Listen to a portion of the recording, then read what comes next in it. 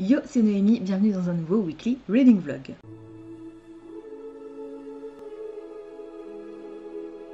On est lundi, il est 10h24 et on est parti tout de suite avec mes objectifs de la semaine.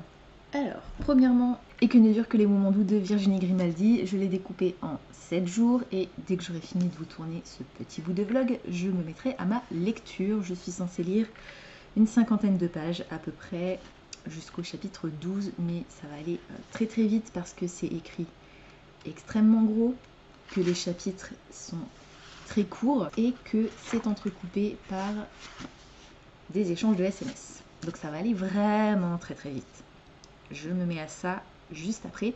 Je n'ai pas la moindre idée de ce dont ça parle. Il me semble qu'on va avoir une relation entre un fils et sa mère, mais j'ai un doute. J'ai hâte, vous savez que j'adore cette autrice, donc j'ai vraiment très très très hâte.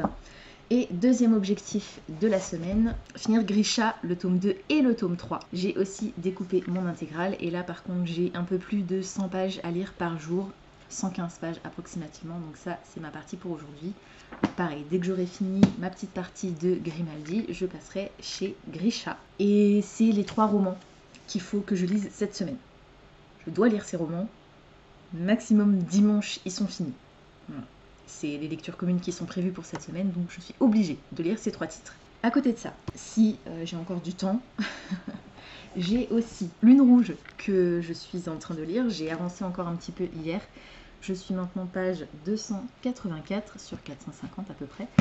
Donc voilà, j'avance très très très vite dans cette histoire et c'est tant mieux, même s'il y a encore beaucoup de choses qui me gênent.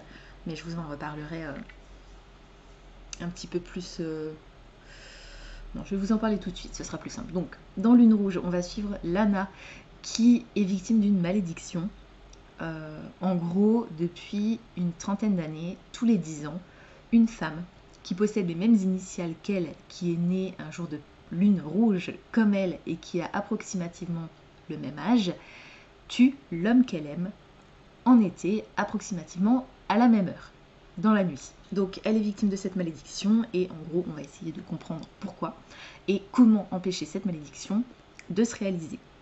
Voilà, c'est le pitch de base. On est sur un thriller fantastique érotique et je vous en ai déjà dit un petit peu ce que j'en pensais la semaine dernière, donc je vais pas forcément revenir dessus pour l'instant. J'ai rien de plus à vous dire que ce que je vous ai dit la semaine dernière pour l'instant. Ça m'intéresse suffisamment pour me donner envie de continuer et de le terminer, mais le style de l'autrice me pose un vrai problème et je trouve qu'on a beaucoup d'incohérences. Pour quelle raison l'autrice a décidé de nous créer un élément fantastique lié à la mythologie égyptienne alors que le personnage principal féminin a des origines chinoises et que le personnage principal masculin a des origines cambodgiennes. Il est né au Cambodge d'une mère cambodgienne. Donc voilà. Pourquoi on part sur la mythologie égyptienne alors qu'on a d'un côté la Chine de notre personnage principal féminin, le Cambodge de notre personnage principal masculin et le Japon aussi de notre personnage principal masculin, mais je ne vais pas rentrer dans les détails du pourquoi du comment. Pourquoi, qu'est-ce que vient foutre la mythologie égyptienne là-dedans? J'ai un peu de mal pour l'instant à comprendre, donc bon, on verra, j'espère que la fin sera satisfaisante. Voilà, et donc Grisha, je vous en ai pas reparlé, mais on est sur un récit de fantasy. Je sais même pas pourquoi je me prends la peine de vous en parler, je pense que vous devez tous savoir de quoi Grisha parle. C'est pas grave, je vous en reparle quand même rapidement. On va faire la rencontre d'Alina et de Mal, qui sont 2 orphelins qui sont au service de l'armée du roi et qui vont traverser le Shadowfold, qui est un genre de brouillard peuplé de créatures monstrueuses qui a été créé il y a des centaines d'années par un mage noir. Et ils traversent ce Shadowfold pour se rendre de l'autre côté du brouillard et récupérer des armes, des vivres, ce genre de choses, parce que leur pays est complètement coupé en deux. Ils vont être attaqués et au moment de l'attaque des monstres dans le Shadowfold, Alina va utiliser un certain pouvoir qu'elle n'était pas consciente d'avoir et qui fait d'elle une invocatrice de lumière, une des armes les plus puissantes qui puissent exister au monde et probablement la seule personne capable de détruire une fois pour toutes le Shadowfold. Voilà, c'est le pitch de base. Et je ne vais pas rentrer plus dans les détails concernant cette histoire. J'ai adoré le premier tome, je lui ai mis 18 sur 20 la semaine dernière. Et du coup, hier même, parce que je l'ai terminé hier, et là j'ai très hâte de me replonger dans cette histoire. On ne termine pas spécialement sur un cliffhanger, mais on a quand même des éléments qui n'ont pas encore de réponse, et voilà. J'ai hâte de m'y replonger. Aujourd'hui, je vais aussi terminer de noter mes sorties pour le mois de mai, parce que j'ai commencé avant-hier, je crois bien, mais j'ai pas eu le temps de terminer, donc je vais faire ça tout à l'heure, mais je pense peut-être plutôt cet après-midi. Là, ce matin, je vais lire un petit peu, et si je réussis à lire tout ce que j'ai à lire ce matin, donc ma partie pour Grisha et ma partie de Virginie Grimaldi, ce sera cool, parce que du coup il me restera encore tout l'après-midi pour faire autre chose, soit lire Lune Rouge, ou bien A Whole New World, puisque je vous en ai pas reparlé, mais j'ai aussi commencé le premier tome entre guillemets des Twisted Tales de Liz Braswell, qui est donc une réécriture du dessin animé de Disney Aladdin, avec un twist, et le twist c'est « Et si Aladdin n'avait jamais trouvé la lampe ?» Donc j'en suis au début de l'histoire, je suis je crois chapitre 2 ou 3, quelque chose comme ça. Donc pour l'instant c'est extrêmement fidèle au Disney, même s'il y a quelques petits éléments qui changent. Et voilà, pour l'instant ça me plaît bien. C'est de la VO, donc ça avance un petit peu plus lentement aussi, mais je crois qu'il fait moins de 300 pages. En tout cas sur ma liseuse, je crois qu'on est à 224 pages, quelque chose comme ça. Donc j'espère que ça va aller vite. Et figurez-vous que, après ça, bah, ce sera tout. En fait, en gros, dans ma palle des cartes, il me reste Et que ne durent que les moments doux, qui était le roman que j'ai choisi pour la Reine de Pique, qui m'obligeait à sélectionner un roman dont le titre commençait par une lettre qui avait été sélectionnée au hasard, et c'était la lettre E. Lune Rouge, c'était aussi pour ma palle des cartes, pour lire un polar ou un thriller, et A Whole New World, c'était aussi ma palle des cartes pour un titre au hasard dans ma pile à lire. Grisha, c'était en plus, en fait, j'avais ajouté le tome 1 de Grisha dans ma pile à lire du mois d'avril, parce que je voulais faire la lecture commune avec Diane, étant donné que Shadow and Bone sort ce vendredi sur Netflix. Donc bah, ça c'est fait, c'est terminé, c'est lu, en tout cas au moins le tome 1. Mais bon, on va essayer quand même de lire le tome 2 et le tome 3 d'ici dimanche. Comme la série sort vendredi, ça nous laissera après la semaine qui suit pour regarder les épisodes de la saison 1. C'est tout ce qui restait en tout cas dans ma pile à lire du mois d'avril.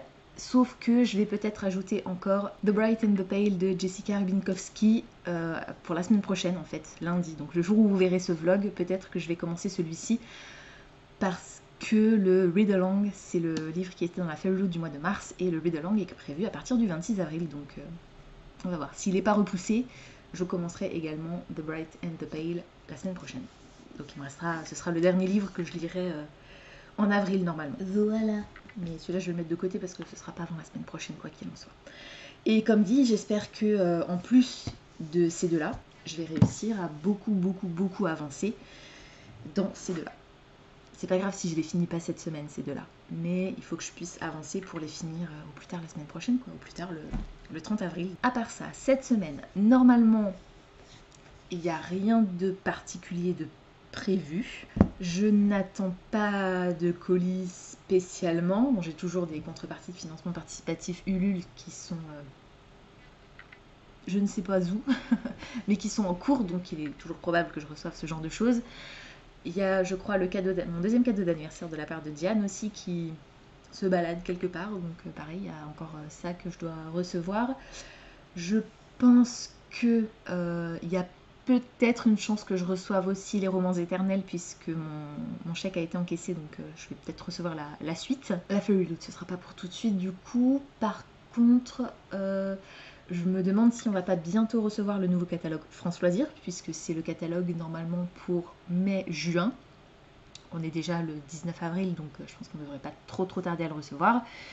Ce qui veut dire qu'il y a des chances que je passe commande très prochainement et que je reçoive également ma commande prochainement. Et sinon, à part ça, j'ai envoyé un mail à la librairie chez qui j'ai précommandé via le site leslibraires.fr mes romans des éditions de Saxus, parce que pour l'instant j'ai aucune nouvelle et je m'inquiète un petit peu, parce que vous savez que j'ai décidé d'arrêter de commander chez Amazon. Du coup, la solution que j'ai trouvée en remplacement, c'est ça, de les précommander via le site leslibraires.fr et de les faire précommander et réceptionner par une librairie à Strasbourg, pour moi ensuite aller sur place et récupérer mes livres, puisque les librairies sont ouvertes en ce moment, donc c'est plutôt cool. Mais pour l'instant, j'ai 0 nouvelle. Alors il y a une de mes 2 précommandes qui contenait également un titre qui ne doit sortir que le 5 mai. Donc je me suis dit peut-être qu'ils attendent que d'avoir reçu le 2e titre pour que ma commande soit complète. Mais l'autre, il est paru et il était tout seul dans ma précommande et je n'ai pas non plus de nouvelles. Donc j'ai envoyé un mail à la librairie en leur demandant s'ils avaient des nouvelles tout simplement de mes bouquins que j'avais précommandés, s'ils avaient bien reçu mes précommandes, où ça en était, et voilà, pour que je puisse aller les récupérer, parce que même si je vais pas les lire tout de suite maintenant parce que j'ai d'autres choses à lire, j'aimerais bien être certaine de les avoir puisque je les ai payés. Donc ce serait bien que je puisse les récupérer, quoi, tout simplement. Surtout que, comme je vous l'ai dit, c'est des précommandes de Saxus, donc c'est des précommandes en format relié, et s'ils n'ont pas été précommandés, je suis pas sûre que je vais pouvoir les retrouver en format relié. Je vous laisse pour l'instant, et puis je vous retrouverai peut-être un peu plus tard dans la journée, et sinon demain pour la suite de cette vague. Il est 19h54 et je vous reprends pour faire un petit point vite fait sur mes lectures de la journée, avant d'aller prendre ma douche et de me mettre au lit pour continuer à lire. J'ai commencé Et que ne durent que les moments doux de Virginie Grimaldi. J'ai lu ma partie d'aujourd'hui, c'est-à-dire que je suis maintenant page 49, chapitre 12. Dans cette histoire, je ne savais pas du tout de quoi on allait parler en le commençant, j'avais pas relu le résumé, je crois que j'avais même jamais lu le résumé, parce que c'est Virginie Grimaldi et que de toute façon je veux lire tout ce qu'elle écrit, donc peu importe de quoi ça parle, ça m'intéresse. Dans cette histoire, on va faire la rencontre de 2 personnages. On a d'un côté Élise, c'est ça, qui est une maman d'une 50aine d'années qui vient de voir son fils emménager à 600 km de chez elle. Sa fille habite à Londres et du coup voilà, le dernier oiseau a quitté le nid et du coup elle se retrouve un petit peu désemparée, toute seule, un petit peu déprimée parce que elle est maman à la retraite comme elle dit et son seul compagnon c'est le chien de son fils qui est resté vivre avec elle. Voilà, donc elle est un peu déprimée, même pas mal déprimée. Et elle a une collègue au boulot qui va lui proposer de venir faire de la danse africaine avec elle. Donc au début, elle est un peu je vais quand même avoir 50 ans, la danse africaine c'est un peu, je préférerais faire de la poterie ou du dessin, quoi. Et finalement, elle va aller avec sa collègue et elle va faire la rencontre de la prof de danse qui va lui proposer d'intégrer son association qui s'appelle Petit Pas et qui consiste à câliner des bébés hospitalisés. De l'autre côté, on a Lily qui vient d'accoucher d'une petite fille, ça n'a pas d'importance, d'un bébé prématuré qui a besoin d'énormément de soins, qui ne peut pas respirer par lui-même puisque ses poumons ne sont pas totalement formés et qui du coup a du mal à se considérer comme une maman en fait. Elle avait idéalisé un petit peu son accouchement et la vie qu'elle allait avoir avec son enfant et son mari suite à l'accouchement, et comme ça ne s'est pas du tout passé comme elle l'aurait souhaité, elle a beaucoup de mal à accepter que cet enfant soit son enfant en fait, tout simplement. Et elle aussi déprime, pas pour les mêmes raisons, mais on a cette thématique de la maternité en fait qui est extrêmement importante. Alors ça m'a fait peur au départ parce que n'étant pas maman, j'avais peur de ne pas réussir à m'identifier au personnage. Je ne m'identifie pas spécialement au personnage, mais Virginie Grimaldi a un talent incroyable pour transmettre des émotions. Et malgré ma non-maternité, je suis tellement émue parce que vivent ces 2 personnages, plus parce que vit Lily que parce que vit Élise pour l'instant, mais je pense que c'est aussi une question d'âge, parce que on doit avoir approximativement le même âge, je pense, avec Lily. Elle est bien plus jeune, c'est son premier enfant, donc cet enfant prématuré. Et voilà, c'est dur. Je ne m'attendais pas à ce que ce soit dur dès le départ en fait. Avec Virginie Grimaldi, j'ai plus l'habitude de sujets sympas, graves, mais sur une note un peu humoristique. C'est le cas aussi. Mais en général, ces romans tendent vers le dramatique, plutôt vers la fin. Là, dès le départ, on a 2 points de vue qui sont pas forcément très gais, ni l'un ni l'autre, et l'un encore moins que l'autre. Donc, waouh, c'est puissant comme lecture, c'est très émouvant. Là, je vous dis, j'ai lu les 50 premières pages et je suis déjà vachement émue, donc j'ai hâte de m'y replonger. Et vous savez, je vous disais qu'il y avait des échanges d'SMS. En fait, c'est Élise, donc la maman qui a une 50aine d'années, qui échange des messages avec ses enfants. Donc voilà, pour l'instant, pour l'instant, je sais pas trop où on va aller de ce côté-là. Parce que Lily, bon, je vois bien le côté, la difficulté d'accepter. Bon, là, ça y est, elle a compris. Elle a fait le premier pot à pot avec son enfant et du coup, elle l'a reconnu, ça y est. Elle sait que c'est son enfant et elle sait qu'elle est maman. Elle accepte de prendre le risque d'aimer cet enfant, même si il n'est pas encore sauvé et qu'il y a des chances qu'elle le perde, tout simplement. Et donc, voilà, le côté dramatique de cette situation. Et le côté dramatique avec Élise, pour l'instant, j'en vois pas.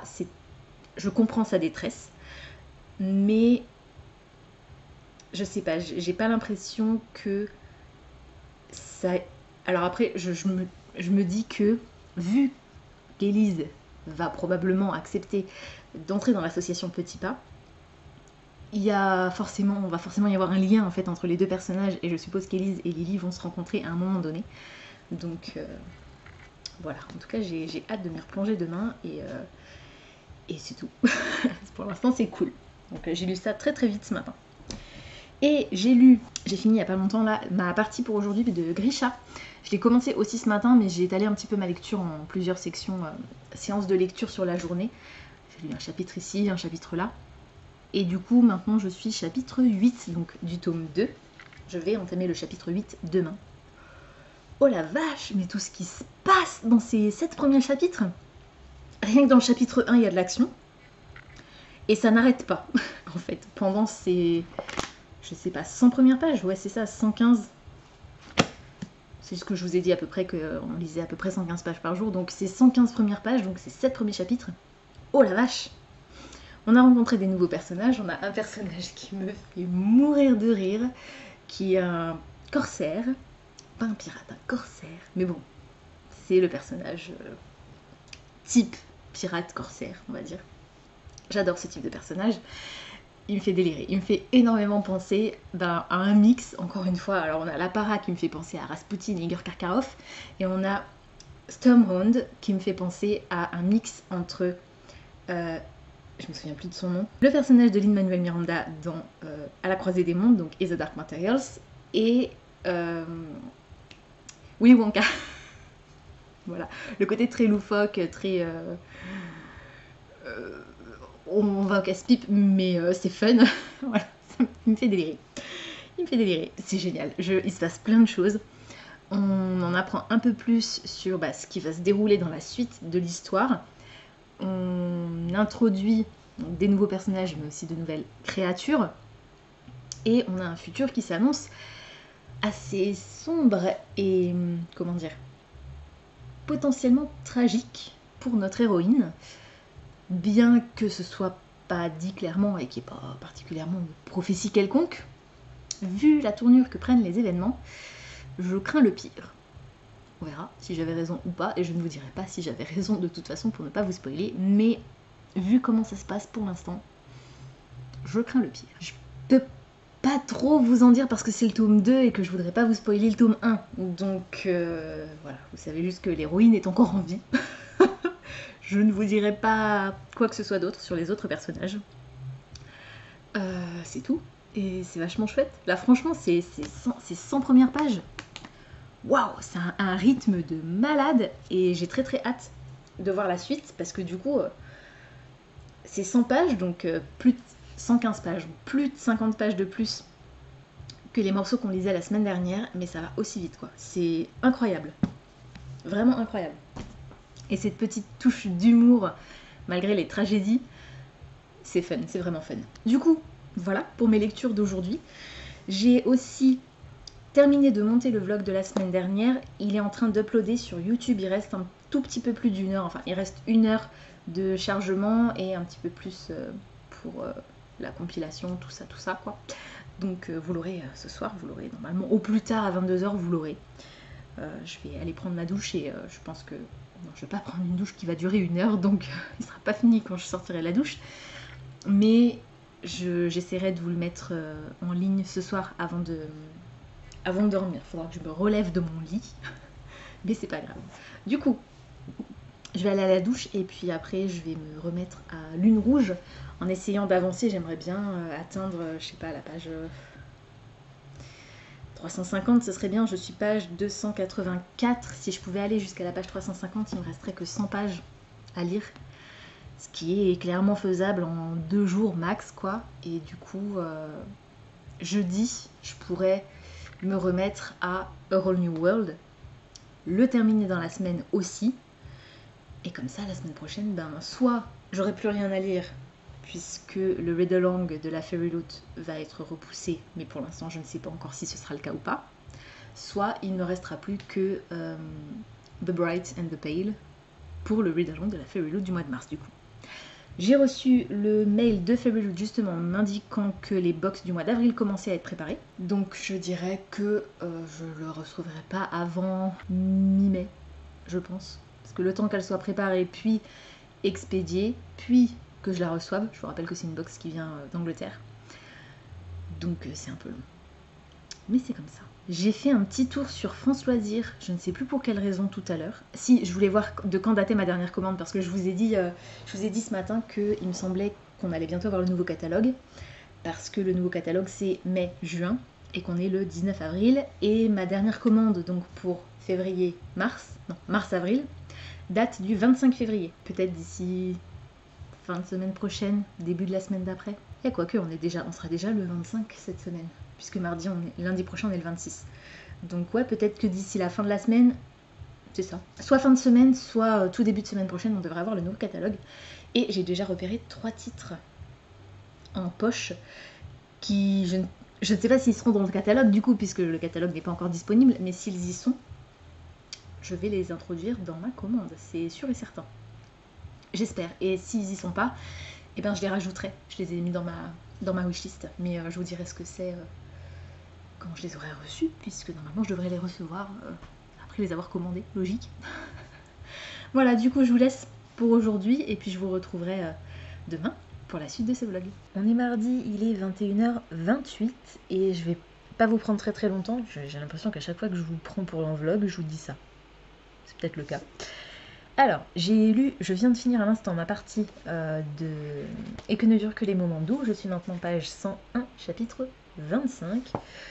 Alors, c'était cool la partie d'aujourd'hui. On avance un peu dans l'histoire. On avance. Je sais pas où on va vraiment. Comme je vous l'ai dit, les sujets un peu dramatiques sont abordés dès le départ, donc j'ai du mal à voir où on va se diriger, si c'est juste l'histoire de ces 2 femmes qui, pour l'instant, à part le fait d'être mères, chacune d'une manière différente, n'ont pas grand-chose en commun. Leur vie évolue. On a donc Élise, qui est la maman des 2 grands enfants qui sont partis désormais, qui se retrouvent seuls, du coup la maman à la retraite, qui prend conscience qu'il faut qu'elle fasse quelque chose parce qu'elle ne peut pas s'enterrer en fait toute seule dans cette vie. Donc elle commence à prendre des initiatives, elle va seule au ciné, mais le problème c'est que ça fait 20 ans qu'elle n'est pas allée au ciné seule et du coup elle ne sait plus ce qu'elle aime, puisque pendant les 23 dernières années elle vivait sur les goûts de ses enfants et du coup ça occasionne une petite péripétie assez sympathique et rigolote. Et puis Lily qui a son bébé qui est prématuré et qui va devoir rentrer chez elle parce que même si sa fille a besoin de rester encore à l'hôpital, elle physiquement est guérie et n'a plus besoin de rester sous surveillance, donc va devoir rentrer chez elle sans son bébé. Mais va devoir se coltiner la belle-mère et c'est pour cette raison que j'adore Virginie Grimaldi, et vous le savez parce que j'arrête pas de le dire à chaque fois, avec cette autrice, vous passez du rire aux larmes en 2 secondes. Et quand je vous dis en 2 secondes, c'est vraiment en 2 secondes. En gros, de là où vous avez juste envie d'arracher la tête de la belle-mère et vous êtes furieux, à là où vous êtes mort de rire. À cause d'une réflexion du personnage principal. C'est Virginie Grimaldi. Je l'adore. Pour ça et pour d'autres choses, mais c'est vraiment une autrice très chère à mon cœur. Donc voilà, j'ai beaucoup ri à la fin de cette partie, et c'est plutôt cool, parce qu'il y a quand même, je vous l'ai dit, des sujets assez tristes qui sont abordés, donc ça fait du bien, un petit peu de légèreté. Voilà, ça c'était ma lecture pour aujourd'hui. Hier, je sais plus quand est-ce que je vous ai quitté. J'avais déjà lu Grisha, j'avais déjà lu celui-ci. J'ai réussi à avancer dans Lune Rouge. Bon, il est dans la chambre, je vais pas aller le chercher, mais je vous avais dit que j'aimerais bien atteindre la page 350 parce que comme ça, il me resterait que 100 pages. J'ai réussi, je suis page 351, quelque chose comme ça, je crois. Je regardais, il commençait à se faire tard en fait, donc au fur et à mesure, je regardais les numéros des pages et je faisais en sorte, enfin voilà, je cherchais à atteindre ce numéro de page. Une fois que je l'ai atteint, j'ai pas cherché plus loin. J'avais mon chapitre se terminait page 151. J'ai pas lu un chapitre supplémentaire. Je me suis vraiment arrêtée là. Parce que, comme dit, il commençait à être tard. Il était minuit passé, je crois bien. Donc, j'ai préféré pas m'attarder plus longtemps et dormir. J'ai toujours les mêmes problèmes avec ce roman. Voilà, je vais pas revenir dessus. Je vous en ai parlé hier. Je vous en ai parlé la semaine dernière. J'attends. J'attends la fin. Parce que ça va vite. Parce que c'est une histoire qui, sans être phénoménale, m'intrigue suffisamment pour me donner envie d'y retourner, ce qui n'était pas le cas au tout début. Mais depuis la page 100 à peu près, c'est le cas, et je trouve que ça se lit très très vite. Donc j'espère que les 100 dernières pages vont aller très vite aussi, mais je ne le reprendrai pas aujourd'hui, parce que je n'ai pas encore lu ma partie de Grisha, et que j'ai un peu plus d'une centaine de pages à lire, donc je vais faire ça là, maintenant. Je vais lire ma partie de Grisha pour aujourd'hui. Donc je suis page 461 et je dois atteindre la page 569. Donc j'ai ça à lire. C'est écrit gros, mais ça paraît peu, mais c'est du papier Bible. Donc c'est beaucoup. Voilà, j'ai hâte d'y retourner aussi. Alors là, on est dans une situation... le chapitre sur lequel on a terminé hier, c'était un petit peu un cliffhanger en fait. Donc je suis persuadée que les personnages impliqués vont s'en sortir, sinon je ne vois pas comment l'autrice va faire. Mais voilà, j'ai aussi hâte d'y retourner, donc je vais m'y remettre tout de suite. Sinon, rien de plus. Ah si, mes aventures. J'avais précommandé, mais je crois que je vous l'ai redit hier, que j'avais fait mes précommandes de Saxus, plus l'Empire d'écume chez Brajlon. Je vous en reparlerai plus précisément quand je les aurai dans les mains. Via le site Les Libraires, dans une librairie de Strasbourg, parce que je voulais plus passer par Amazon, à cause des différentes péripéties que j'ai eues. Et du coup, 2 des titres sont parus. Il y a Les Saisons de la Tempête d'El Cosimano et La Déception de Guenièvre de je sais plus quelle autrice, qui sont parus tous les 2.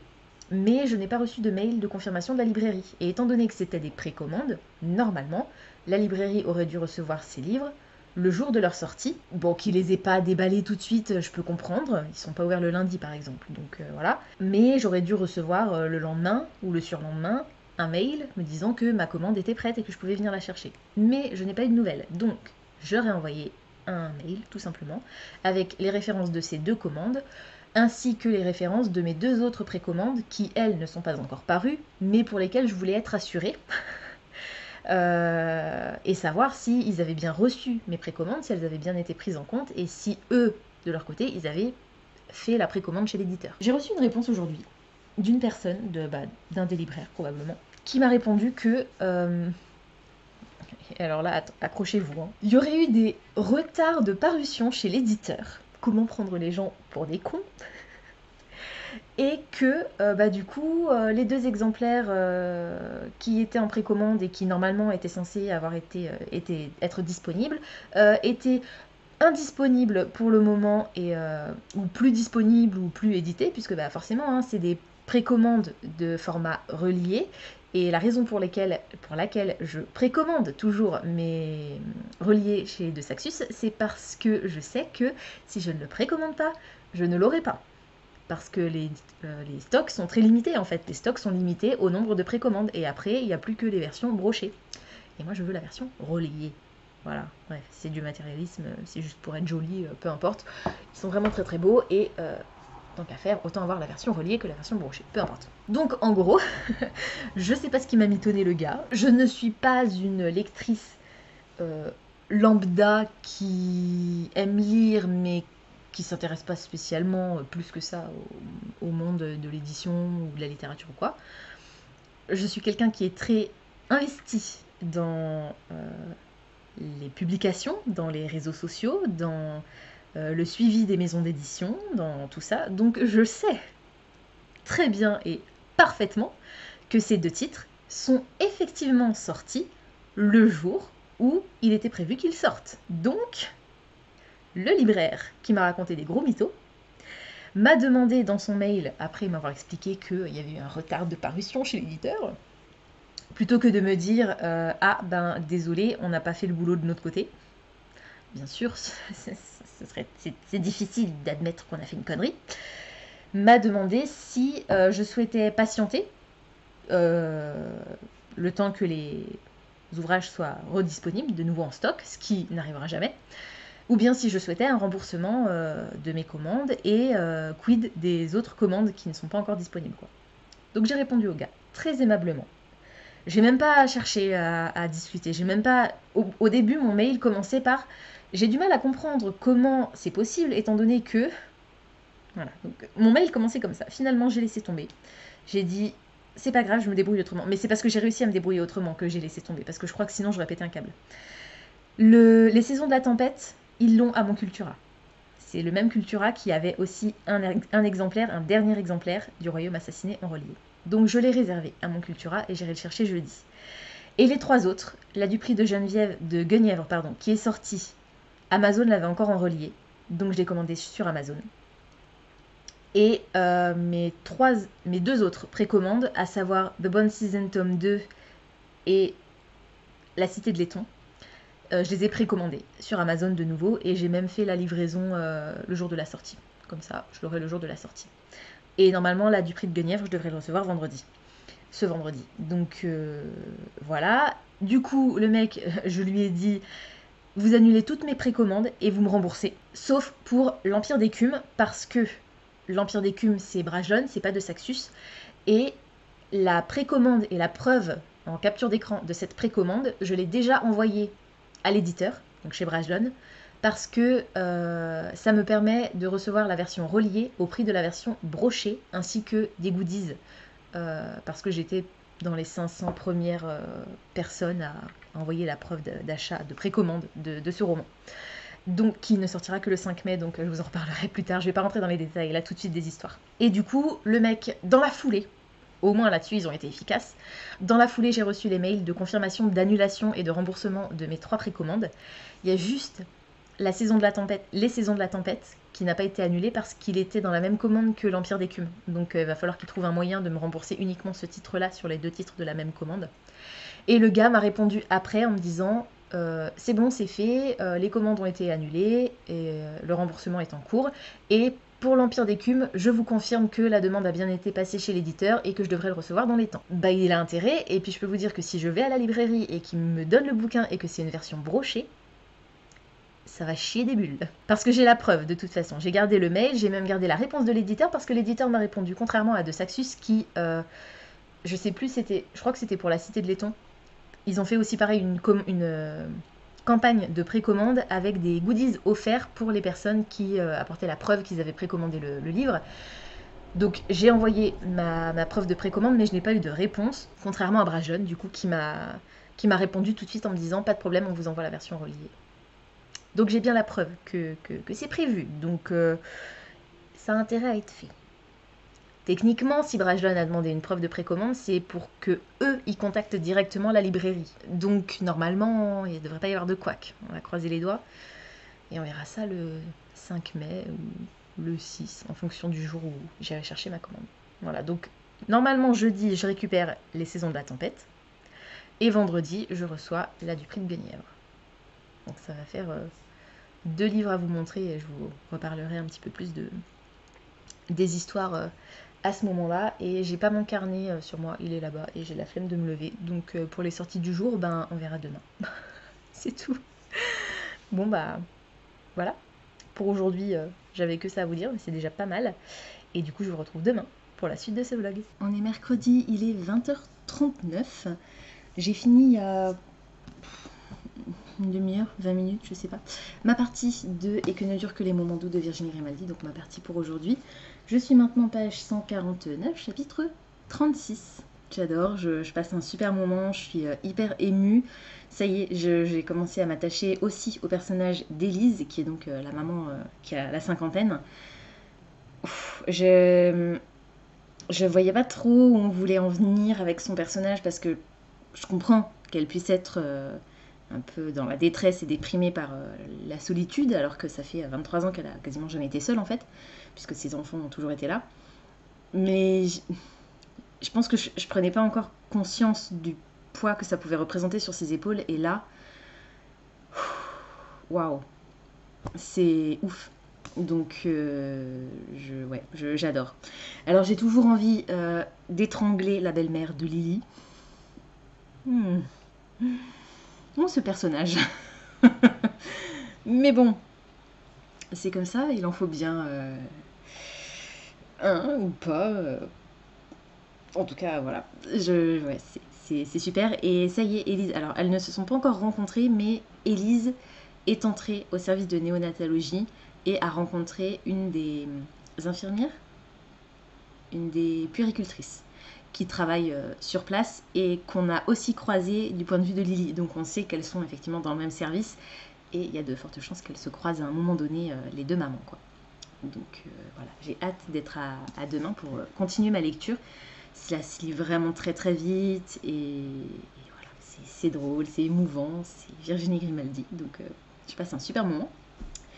Ensuite, je n'ai pas encore lu ma partie pour aujourd'hui de Grisha, mais j'ai lu la partie d'hier. Je suis page 569, bon ça vous dira rien parce que c'est l'intégrale, hein. Je suis chapitre 14 dans le tome 2. Alors, il s'est passé plein de choses encore hier, ça n'arrête pas, en fait ça n'arrête pas. On a eu une révélation concernant un personnage, mais alors je m'y attendais pas. Et je peux vous dire que je suis contente de ne pas m'être fait spoiler ce truc-là, parce que je crois que ça m'aurait tout gâché. Oh purée, mais je m'y attendais trop pas, mais j'avais complètement oublié que ce personnage il existait en fait. Tout simplement, donc hein. Bref, c'est trop cool. C'est trop cool, j'adore, je passe un super moment et j'arrive pas à m'arrêter en fait, j'arrive pas à m'arrêter quand je suis lancée. Alors je m'arrête évidemment à la partie que je suis censée lire, mais je lis non-stop quoi, et c'est quand même plus de 100 pages à chaque fois, hein, c'est 115 pages à peu près, je vous l'ai déjà dit. Donc voilà, c'est vraiment très très très très cool. Et Shadow and Bone sort vendredi. Étant donné que techniquement, ils sont censés adapter uniquement le tome 1 dans la saison 1. Cependant, ils vont introduire certains personnages de Six of Crows, la série Six of Crows étant plus populaire que Grisha. Ils ont estimé que introduire des personnages de Six of Crows, ça leur apporterait peut-être plus de public. Probablement, de toute façon, il faut toujours faire du fric, hein. C'est pour ça qu'ils introduisent déjà des personnages de Six of Crows. Mais les événements qui se déroulent dans Six of Crows ne se déroulent que 2 ans après, en tout cas après Grisha. Ce qui fait que, niveau timeline, ça va pas coller.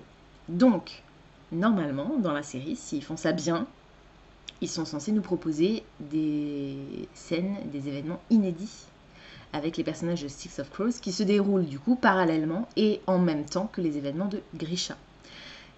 Parce que je comprends qu'il veuille faire du fric. Mais si on est un peu logique, pour faire du fric, il faut que ça dure.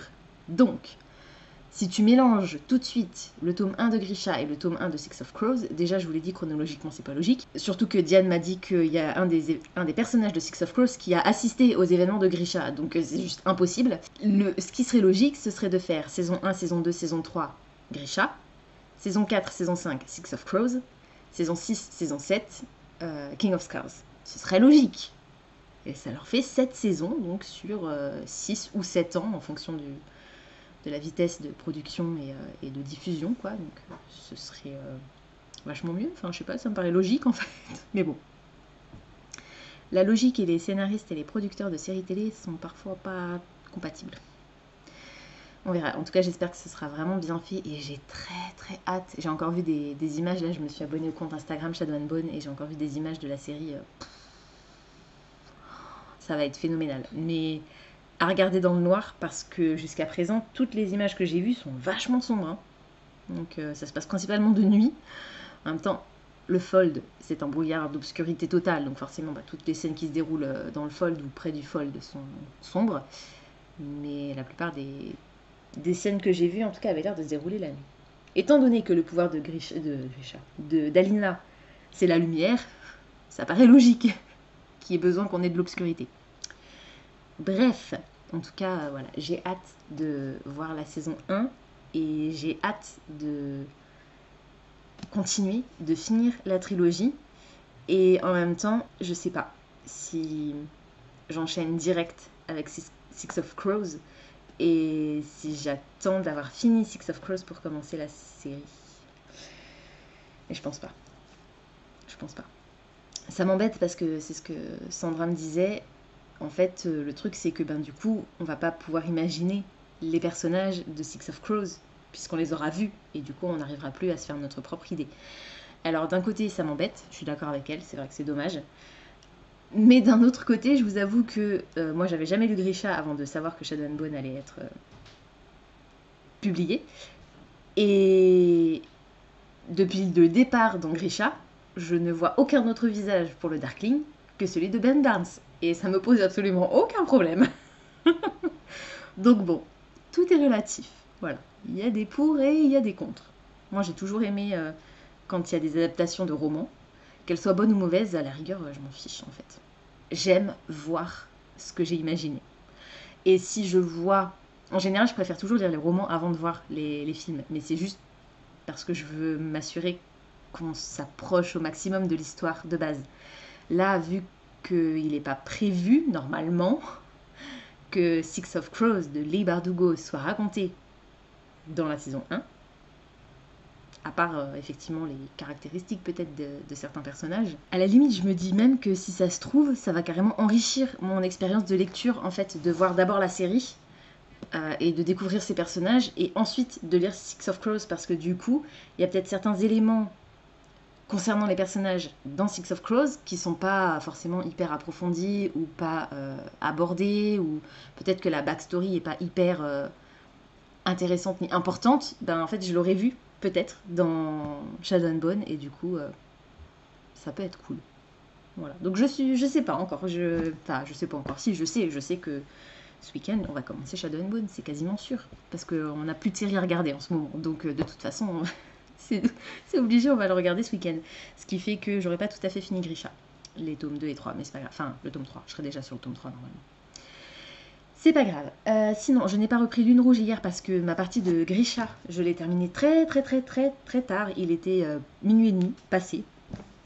Donc, ouais, forcément, je suis rentrée à 19h hier, le temps de me poser, de faire à manger, de lire Et que ne dure que les moments doux. Il était déjà plus de 20h quand j'ai commencé Grisha. Même plus que ça. Du coup, ça m'a pris un petit peu de temps.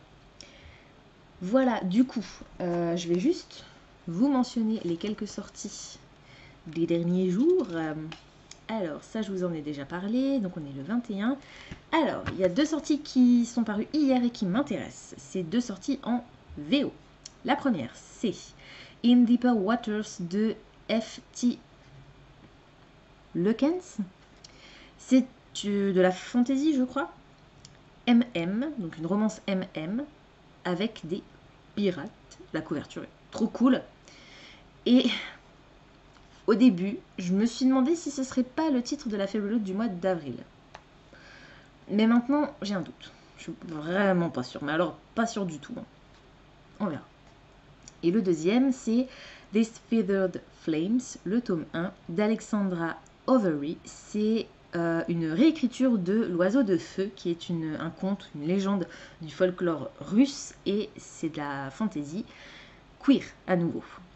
Et pour aujourd'hui, il y a une sortie qui m'intéresse, c'est une bande dessinée en français, ça s'appelle Mauve Bergamote, le tome 1, Bienvenue à l'herboristerie, et c'est de Flora Grimaldi et Cécile aux illustrations.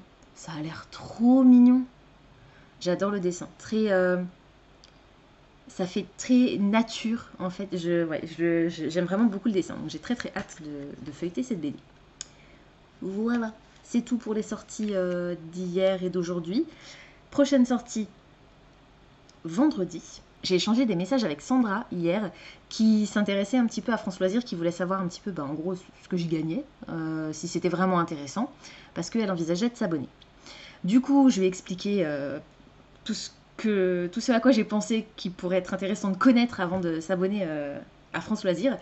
Et je me suis dit que j'allais vous faire une vidéo, en fait, tout simplement. Je vais vous faire une vidéo dédiée à ça, à France Loisirs, à pourquoi je suis abonnée, qu'est-ce que j'y gagne, combien ça me coûte, que me rapporte le parrainage, qu'est-ce que ça rapporte aux filleuls qui ont envie de s'abonner.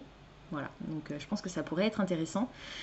Et je vous ferai cette vidéo le jour où je recevrai ma commande France Loisirs, parce que du coup, je vais attendre d'avoir passé ma commande et de l'avoir reçue pour vous expliquer tout, qu'est-ce que c'est, comment ça marche, et pour vous montrer en même temps les bouquins que j'aurais achetés et faire la comparaison entre les prix France Loisirs et les prix publics, en gros.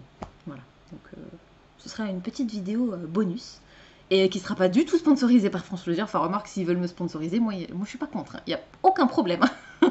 Mais voilà, j'ai pas envoyé de message à France Loisirs ni rien, c'est pas prévu, hein, donc voilà.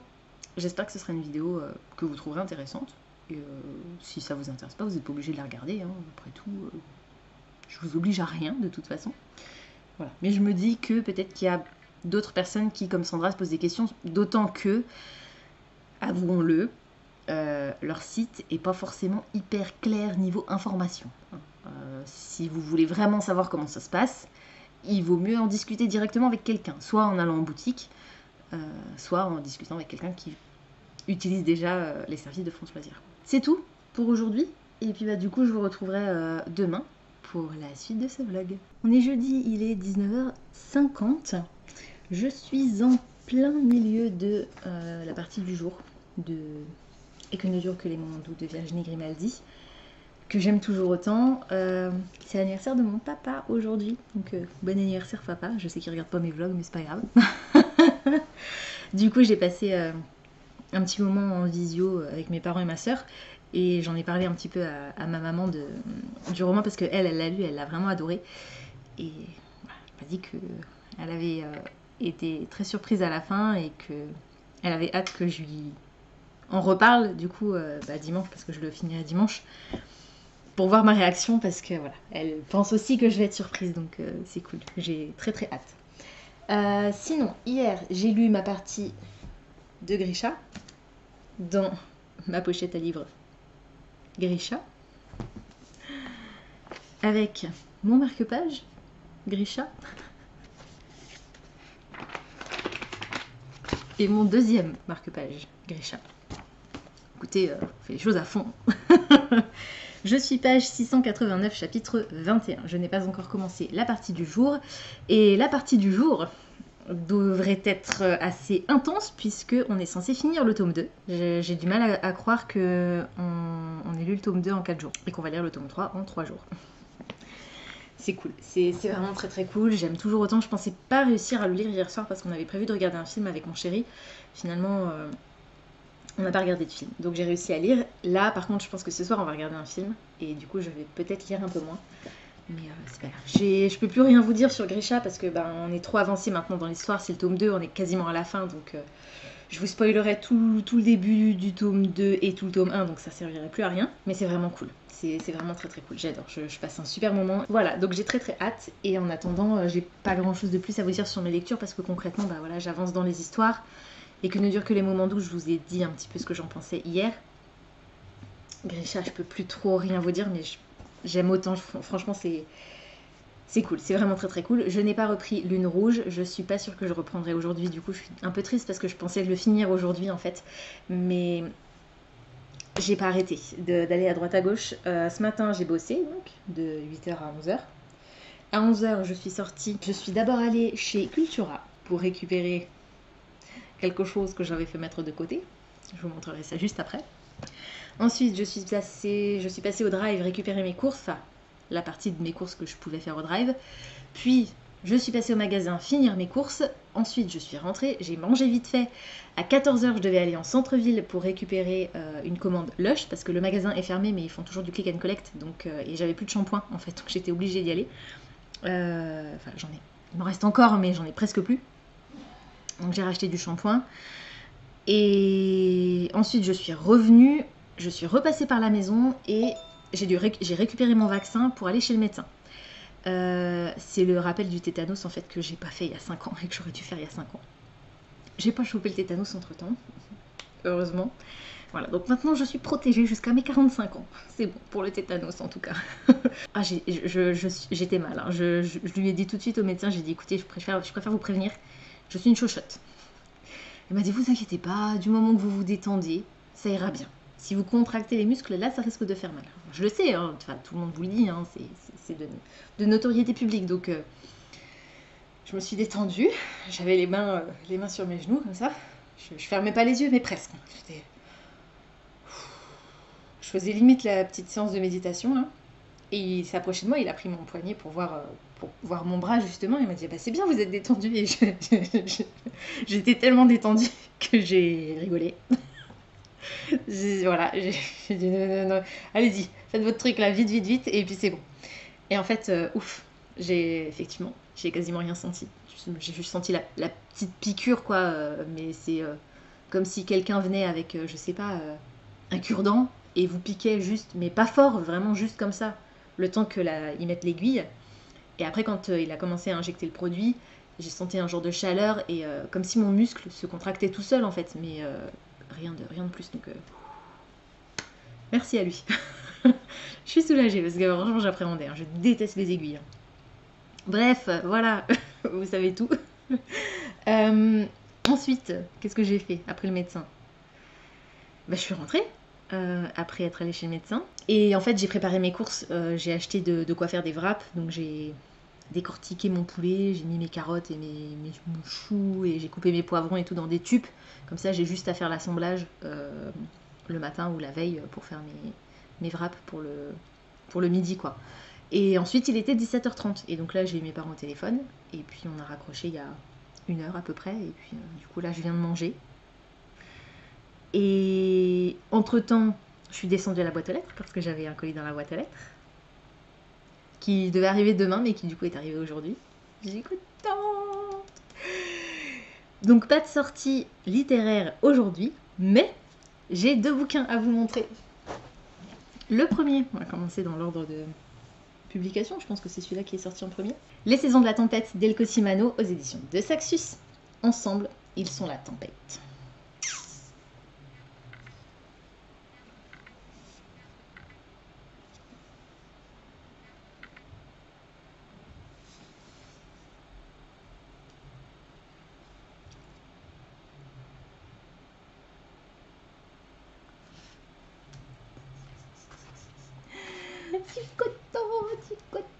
Petit coton. Voilà. Sinon rien de vraiment ouf au niveau des en-têtes de chapitres, mais on a dans ces fameuses parties qui sont sur des pages noires et les end pages qui sont illustrés. Voilà, donc j'ai très hâte de le lire. Je sais pas quand est-ce que je vais réussir à le caser, mais il me fait trop envie.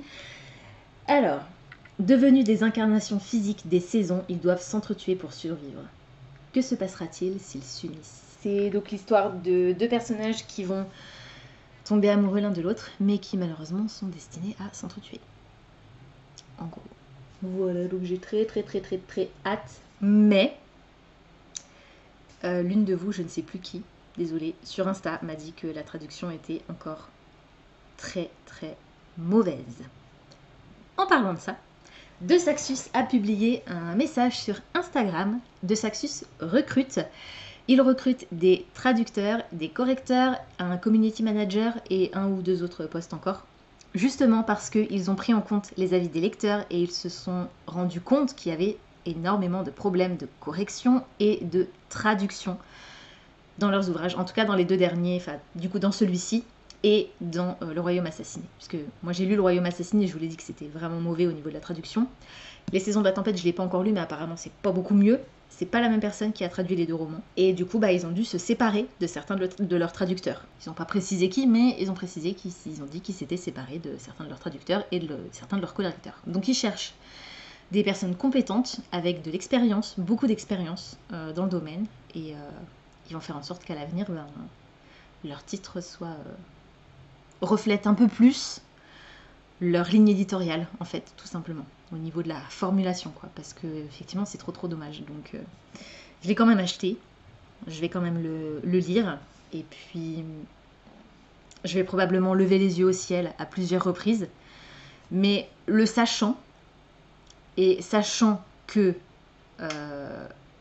la remarque a été faite et a été prise en compte par l'éditeur, je vais essayer, je ne suis pas sûre d'y arriver, parce que pour Le Royaume Assassiné, j'ai pas arrêté de vous dire au bout d'un moment qu'il fallait que j'arrête de penser à la traduction parce que ça rendait pas justice au travail de l'autrice, mais j'ai pas réussi à passer au-delà de la traduction. Là, je le sais avant de le commencer, donc je vais essayer de faire en sorte que ça n'arrive pas, mais c'est pour gagner. Enfin bref, voilà. Et, alors je vous l'ai dit, j'ai été obligée de le commander sur Amazon et de précommander les deux autres, parce que il y avait eu un couac avec mes précommandes via le site Les Libraires. Les Saisons de la Tempête, il est en hardback, mais il est imprimé. Il n'y a pas de jaquette. Alors que La Duperie de Geneviève, le tome 1 de L'Ascension de Camelot de Kirsten White, c'est une jaquette avec du foil. C'est une jaquette brillante.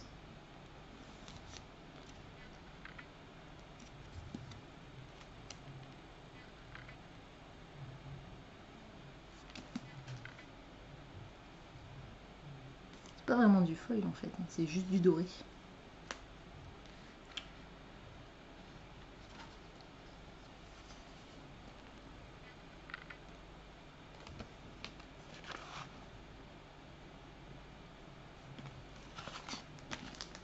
Je suppose que l'autre côté c'est pareil. On a même la petite trombine de l'autrice.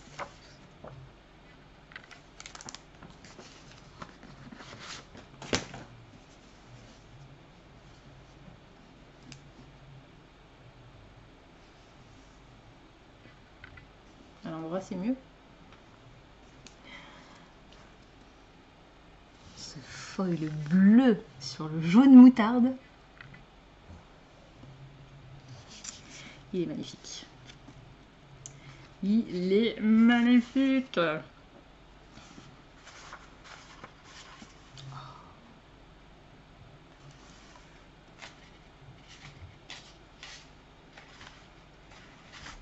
Toutes les en-têtes de chapitres.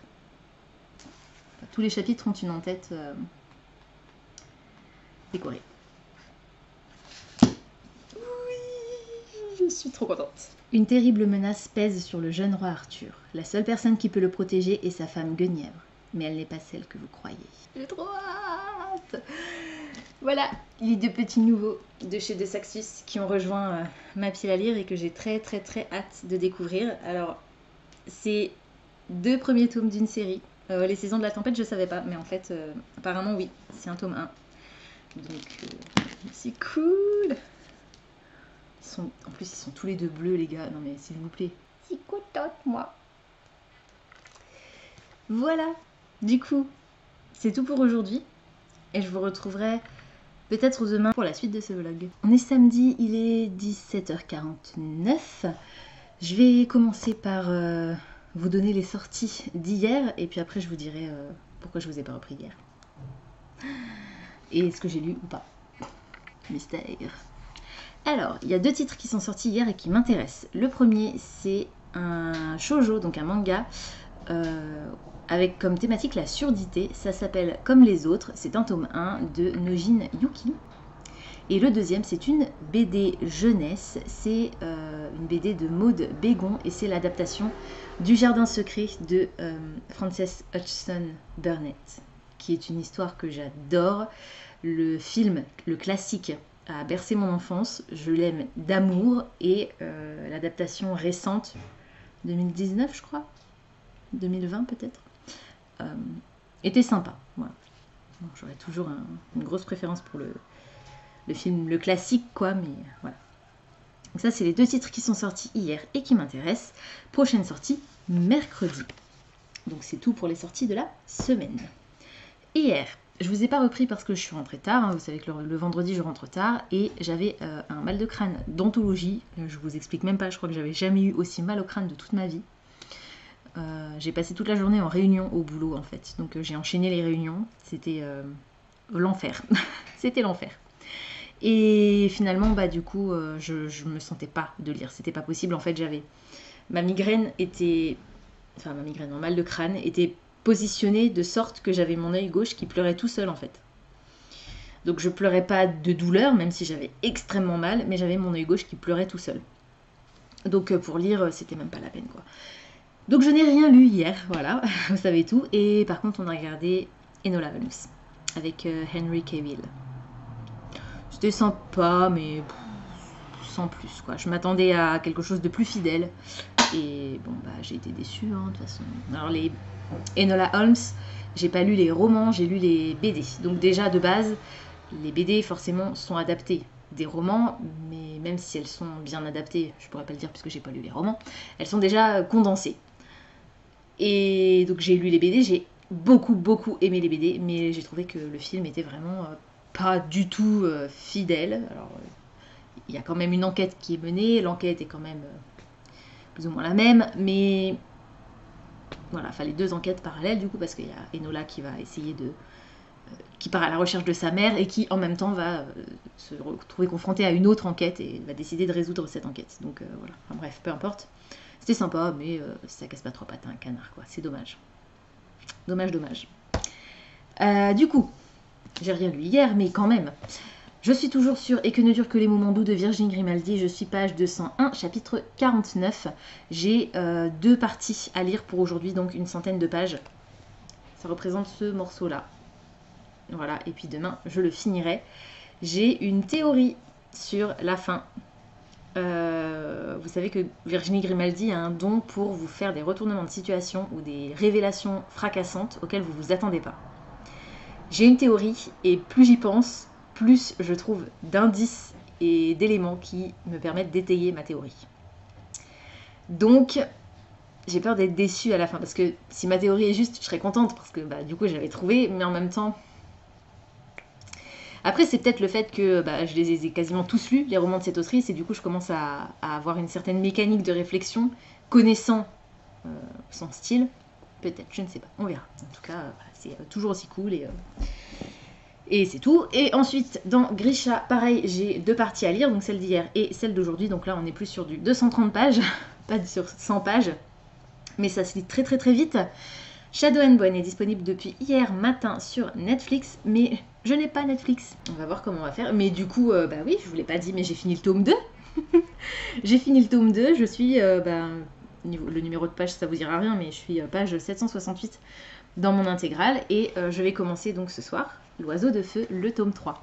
Alors, je ne l'ai pas encore passé dans Copile. Si, je l'ai passé dans Copile. Attendez, je vous raconte n'importe quoi. Je l'ai passé dans Copile et je lui ai mis une meilleure note que le tome 1. Ce qui m'étonne un peu, parce que Alina m'a beaucoup agacée dans ce tome 2. Mais il y a d'autres éléments qui m'ont apparemment plus plu. On est toujours sur du 18 sur 20 sur Livre Addict, 5 étoiles sur Goodreads, mais on est à une moyenne de 9,14 dans Copile, alors qu'on était à 9 tout rond pour le tome 1. Je lui ai mis donc 8 pour les personnages, c'est 1 point de moins que pour le tome 1. 10 pour l'atmosphère, c'est 1 point de plus que pour le tome 1. 9 pour l'écriture, 9 pour l'histoire, c'est la même note. 9 pour l'intrigue, c'est 1 point de plus que pour le tome 1. 9 pour la logique et 10 pour le plaisir. Voilà, donc j'ai effectivement 2 points de plus et 1 point en moins.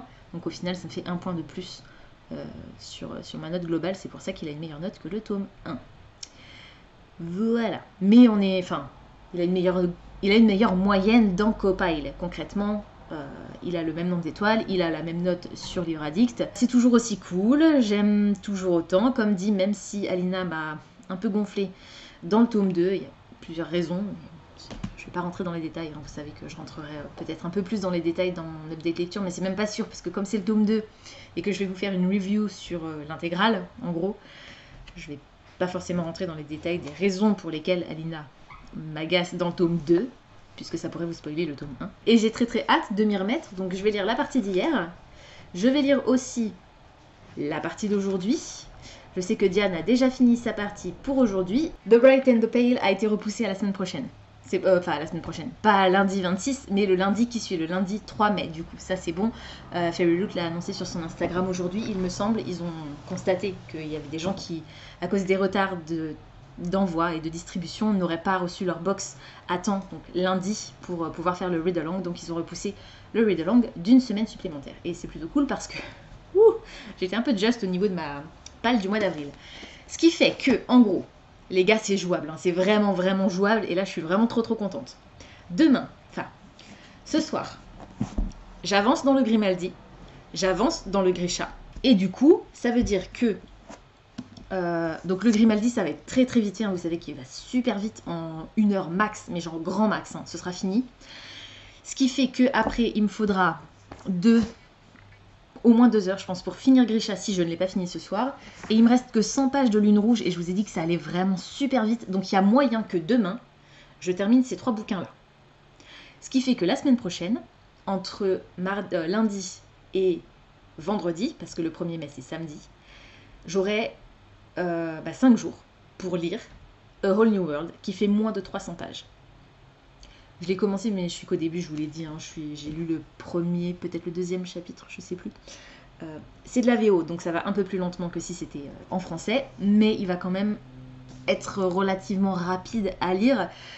Et c'est plutôt cool parce que ça veut dire que j'aurai terminé ma pile à lire dans les temps. Et ça veut surtout dire que, vu que, de toute façon, The Bright and the Pale, il faisait pas partie de ma palle des cartes, mais ça veut surtout dire que lundi, je pourrais vous tourner ma palle des cartes sans châtiment. Parce que j'aurais, si ce n'est fini, au moins entamé toutes mes lectures.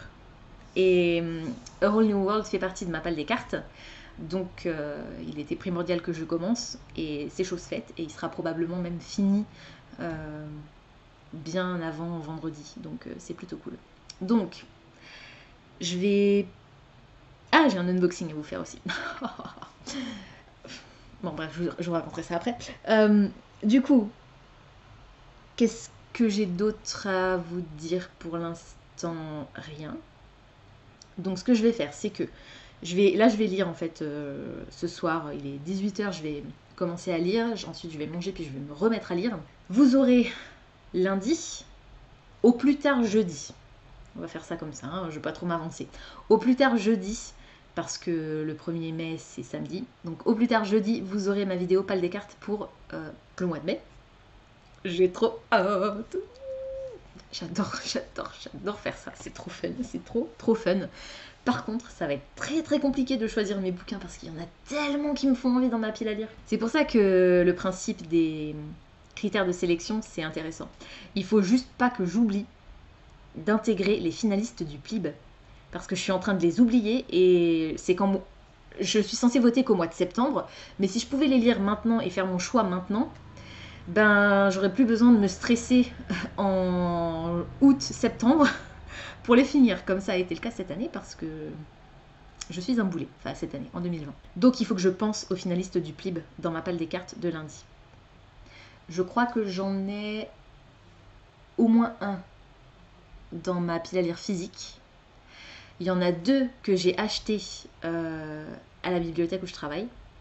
Et le dernier, je l'ai en format numérique, il a été offert par l'éditeur pour le PLIB. Et le 5e, je l'ai déjà lu, je ne l'ai pas aimé.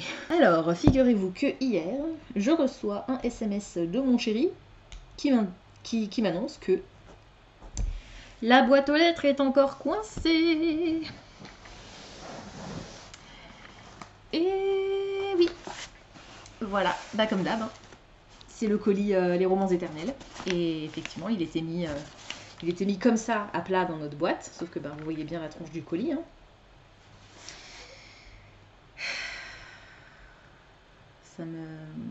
Ça m'énerve. tous les mois, c'est la même chose. Je reçois pas le colis tous les mois, mais allez, toutes les 6 semaines peut-être. Et ça me saoule en fait. Que le mec ou la nana, je sais pas qui livre, ne comprennent pas que si t'es obligé de forcer pour que ça rentre, c'est que ça coince en fait. Donc tu mets juste un avis de passage à la place. Bref, on a laissé un mot sur la boîte aux lettres. Et le facteur qui est passé aujourd'hui nous a débloqué la boîte. Il a mis le colis de biais. Ce qui fait que j'ai pu le sortir. Voilà. C'est pas compliqué, hein, mais bon. Je sais pas avec quelle partie de son corps il réfléchit ce facteur. Mais... Alors je dis ce facteur, mais c'est peut-être ces facteurs, parce que je sais pas si c'est le même à chaque fois qui nous livre. Hein. En tout cas pour ce colis-là. Alors, c'est parti. À la lumière des étoiles de Thomas Hardy. Je n'ai jamais rien lu de cet auteur, il me semble. Mais c'est un auteur que j'ai très envie de découvrir. Donc comme d'hab, les couvertures en hardback sont sublimes. La première page est illustrée et la première page de texte aussi. Mais c'est les seules illustrations qu'il y a dans ces romans. Je ne sais pas de quoi ça parle. Purée, je vais enfin pouvoir me débarrasser de mon exemplaire trop moche à 2 €. De Lady Suzanne. Plus les Watson, que je n'ai pas encore lu. Plus Sanditon de Jane Austen, que j'ai lu très récemment. Et du coup, les Watson, bah en fait... Mais c'est juste une nouvelle parce que... Oh, d'ailleurs, ça me fait penser... Vu la taille du truc, je pense... La version de Sanditon dans ce recueil de 3 romans de Jane Austen n'est pas la version terminée par une autre dame, comme ils disent dans la version... Je sais plus, c'est livre de poche que j'avais. Mais c'est la version qui s'arrête là où Jane Austen a arrêté d'écrire le roman. Donc je n'ai pas de suite. J'ai vraiment la version telle que Jane Austen l'a rédigée. Et ça, c'est cool. Et du coup, ben, les Watson, je découvrirai, quoi, parce que je ne l'ai jamais lu. Et c'est marrant parce que je sais pas du tout... C'est vraiment un titre qui me dit quelque chose, hein, il n'y a pas de souci là-dessus, mais je ne sais pas pour quelle raison je l'ai jamais lu en fait. Les gars, il me reste un truc de Jane Austen à lire, alors que j'étais désespérée parce que Sanditon c'était le dernier. Mais il m'en reste un. Oui, trop cool. Ensuite, il est vachement épais celui-là. Villette de Charlotte Brontë, qu'il est très épais. Oh, j'adore ces couleurs là, c'est hyper automnal, il est incroyable. Magnifique. Et le dernier que je n'arrive à trouver nulle part en fait, vous savez que les... Enfin vous savez ou vous savez peut-être pas d'ailleurs, les œuvres de Jane Austen et des sœurs Brontë sont tombées dans le domaine public. Et du coup, il est possible d'accéder relativement facilement à des versions numériques, des e-books de ces autrices. Mais ce roman-là, je ne l'ai trouvé nulle part. C'est La locataire de Wildfell Hall de Anne Brontë. Voilà. Et il est incroyable lui aussi. Les 4 nouveaux qui rejoignent ma collection et ma pile à lire. Je suis trop contente. Oh, j'adore cette collection, je la trouve vraiment sublimissime. Elle est incroyable. Voilà, du coup, c'est tout pour aujourd'hui. C'est déjà pas mal. Ça fait 20 minutes que je vous parle et j'ai commencé à monter ce vlog et je sais qu'il fait déjà plus de 45 minutes. Ça craint. Vous allez avoir un vlog très long. J'espère que vous êtes contents. Moi, je me hais. Heureusement, comme je fais un peu de montage tous les jours, ça va encore. Je suis contente d'avoir pris cette habitude de faire le montage un petit peu tous les matins parce que du coup, voilà, ça... J'ai pas l'impression que je passe toute ma journée gâchée à cause du montage, quoi. Donc c'est plutôt cool. Bon bah du coup, je vous laisse cette fois-ci et puis je vous retrouverai demain pour la suite et fin de ce vlog. On est dimanche, il est 22h03. Alors, commençons par le commencement. Hier, je vous ai dit que j'avais l'intention de terminer aujourd'hui Et que ne durent que les moments doux et Grisha. Sauf que, on a été invité à manger et à passer l'après-midi chez mon beau-frère, donc je n'ai pas eu le temps de lire du tout aujourd'hui. J'ai commencé à lire à 19h30, non 20h. Au moins, il était au moins 20h, voire 20h30. Donc pour Grisha, c'est mort. Par contre, j'ai fini Et que ne durent que les moments doux de Virginie Grimaldi. C'était fantastique et du coup bah, je vais le passer dans Copile avec vous tout de suite en fait. Alors je remplirai les autres champs plus tard, mais on va tout de suite faire l'annotation. Au niveau des personnages, 10 pour l'atmosphère, 10 pour l'écriture, 10 pour l'histoire, 9 pour l'intrigue, 9 pour la logique, 10 et pour le plaisir, 10. On est à 9,71 de moyenne dans Copile, ce qui nous fait 19 sur Livre Addict et 5 étoiles sur Goodreads. C'était fantastique. J'ai passé un moment phénoménal. J'avais deviné avant la moitié. Vous vous souvenez, je vous ai dit j'ai une théorie. Ma théorie était juste. Je suis trop contente, j'ai fait ma petite danse de la joie quand j'ai découvert ça. Voilà. Mais franchement, je suis ravie. Je suis contente que ma théorie soit la bonne en fait, parce que c'est vraiment extraordinaire. Et quand vous n'êtes pas comme moi à chercher tous les indices et à essayer de deviner à tout prix avant la fin, eh ben vous devez vous prendre une sacrée claque à mon avis, parce que la révélation est vraiment énorme. Et comme dans tous les romans de Virginie Grimaldi, tu comprendras quand tu seras plus grande, j'avais pris une claque phénoménale. J'imagine que si vous lisez ce tome-là et que vous n'êtes pas parvenu à deviner ce qui se passe en réalité, ça doit être à peu près la même chose. Et alors les 3 phrases de la fin m'ont achevée. Vous savez, c'est ce moment que j'adore dans les histoires où le titre est mentionné quasiment mot pour mot et où il prend tout son sens. C'était extraordinaire. J'ai adoré, c'est presque un coup de cœur. Comme dit, il y a quelques petits trucs qui m'ont dérangé, notamment le passage d'un personnage à l'autre. Au départ, j'arrivais un peu moins à m'intéresser au personnage d'Élise. Et puis, ouais, je sais pas, il y a un petit truc qui m'a... Pas qui m'a manqué, mais je pense aussi que le fait de connaître la plume de l'autrice et la façon dont elle construit ses histoires, c'est ça qui m'a fait être plus attentive aux détails et aux éventuels indices qu'elle pouvait avoir disséminés dans son histoire, et qui a fait que j'ai découvert assez tôt, avant la moitié, comme je vous l'ai dit, ce qui se déroulait. Mais c'était vraiment très très cool, franchement. Si vous ne connaissez pas cette autrice, mais foncez, c'était fantastique.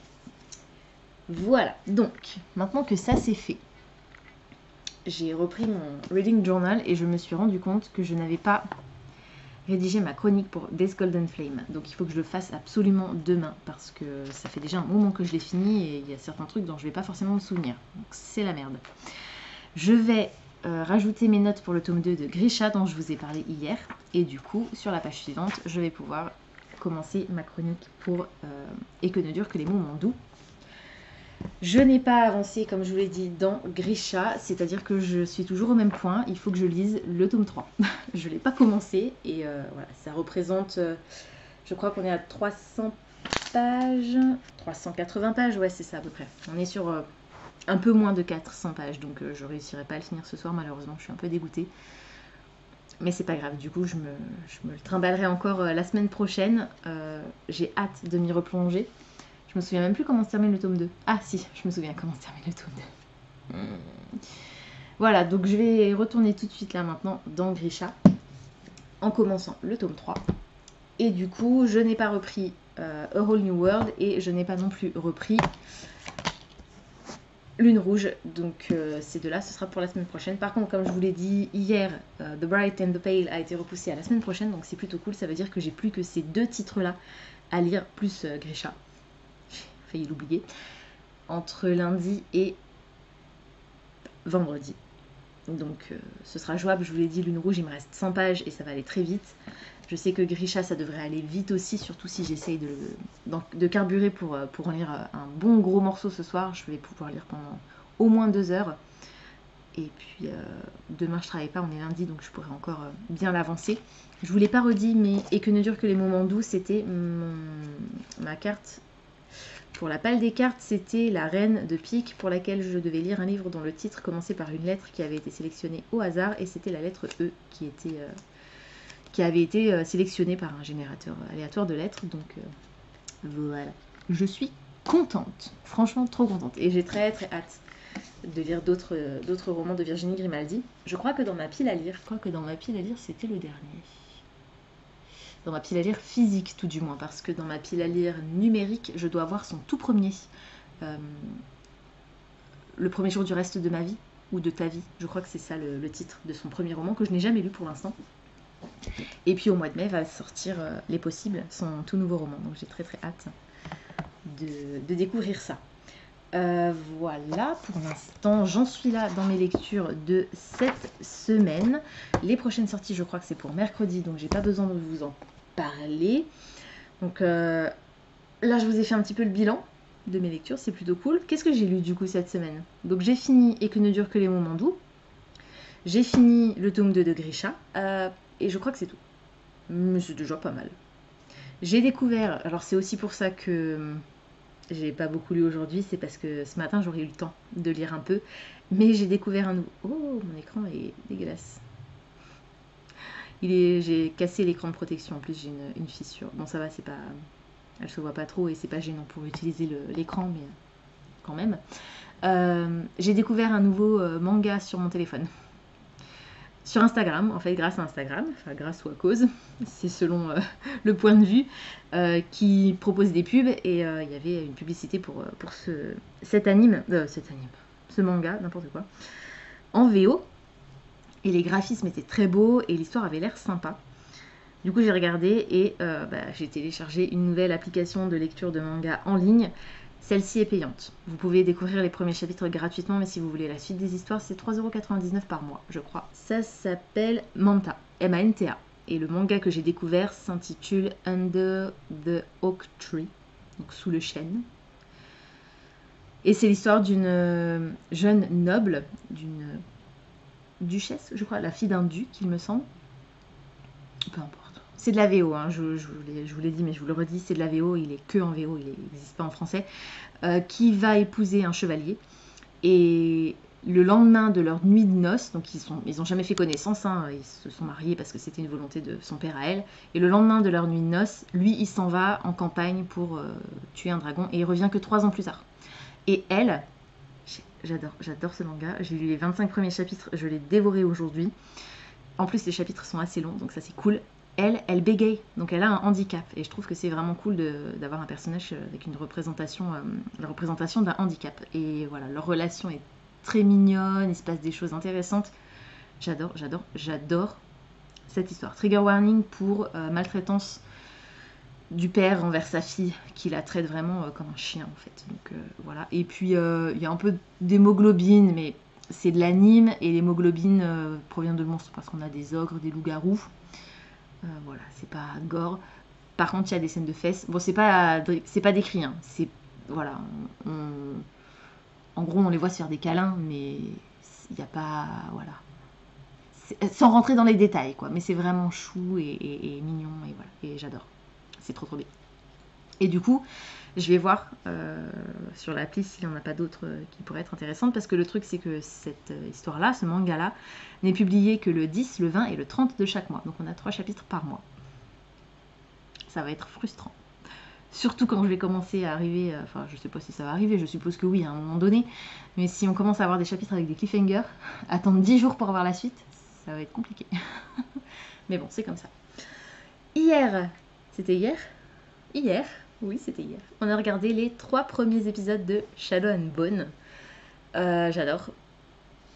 Mais je suis un peu déçue de certains personnages. Est-ce qu'il y en a plusieurs vraiment qui me déçoivent? Il y en a un en particulier. Sinon, pour les autres, pour l'instant, j'ai rien à dire. C'est l'apparat. En fait, il ressemble pas du tout à ce que je m'étais imaginé. Je vous l'ai dit, je crois, pour moi, l'apparat, dans ma tête, donc c'est le conseiller spirituel du roi, c'était un mélange d'Igor Karkaroff et de Rasputin. Et en fait, dans la série, d'ailleurs pas que physiquement, dans la série, il ressemble pas du tout à ce que j'avais imaginé. Il ressemble pas non plus spécialement du coup à la façon dont l'autrice l'a décrit dans ses histoires. Et surtout, il a un comportement plus sympathique et plus avenant. Bon, il fait quand même un peu flipper, hein, mais il est un peu plus causant dans la série que dans les romans. Il fait un peu moins flipper. Et moi, j'aurais adoré qu'il fasse vraiment flipper, quoi. C'est comme ça. Ah, et j'ai découvert tout à l'heure que je crois que c'est G, sur l'Instagram de G, qui parlait de Six of Crows, de Shadow and Bone, parce qu'elle avait lu, du coup, elle avait vu la série en entier, la saison 1, les 8 épisodes, que en fait, Six of Crows, vraisemblablement, se déroule comme se déroulent les romans. Enfin, la partie de Six of Crows dans la série se déroule comme se déroulent les romans. Diane ne l'a pas encore regardé, je crois. Je pense qu'elle m'en aurait parlé sinon. Parce qu'elle a lu Six of Crows, donc je lui ai demandé qu'elle me dise si effectivement les événements étaient liés à ce qui se passait dans les romans. Il semblerait que ce soit le cas. Donc ça m'embête énormément parce que du coup, quand je vais lire les romans, en fait, je saurai déjà ce qui se passe. Je suis un peu déçue, je suis même très déçue par rapport à ça. Mais bon, qu'est-ce que vous voulez que je vous dise? C'est un choix, Voilà, c'est comme ça. C'est triste, mais c'est comme ça. Je passe quand même un bon moment devant la série. Donc voilà, mais c'est frustrant. C'est quand même vachement frustrant. Parce que du coup, le fait de combiner les deux intrigues, ça veut dire que à un moment donné, ils vont devoir faire des choix sur la durée des intrigues et sur le temps qu'ils vont passer sur certains morceaux de l'histoire.